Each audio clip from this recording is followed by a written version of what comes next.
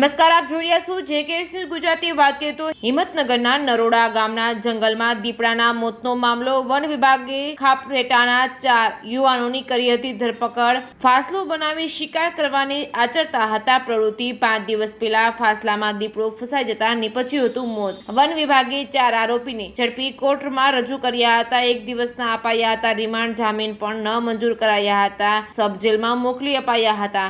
Reporting by Ashok નાઈ, સાબરકાંઠા।